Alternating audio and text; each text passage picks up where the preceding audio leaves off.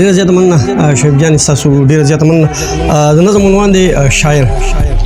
په نوم شاعر ته مې درخواست دی، ګوره دا ملیکه هر څه کوه خو بشیر نه بې حیا ملیکه.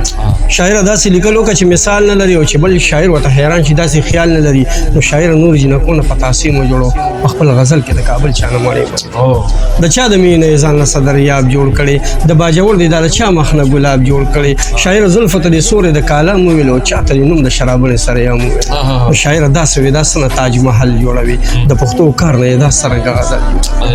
بیا به نورې کمیسونه کومه دا چا لیکلي او چا چې لیکلي دا ټپه بې حیا لیکلي.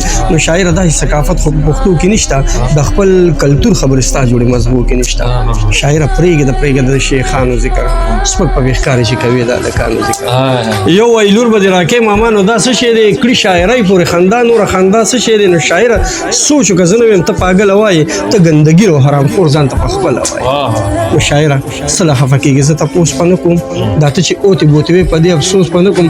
شاعره ستا چې دا غزل ستا خپله خور واوري، څه مې افسوس کوي به چې دا ستا لیکل ستا مور واوري. د خپل ضمیر ته به کېدی شي ملامته شي لږ، خپلې پښتو ته به والله چې سترګې ښکته شي لږ. شاعره کار دې څه دی، کار څه کوي دا مه کوه، د خدای دپاره شاعرۍ پورې خندا مه کوه.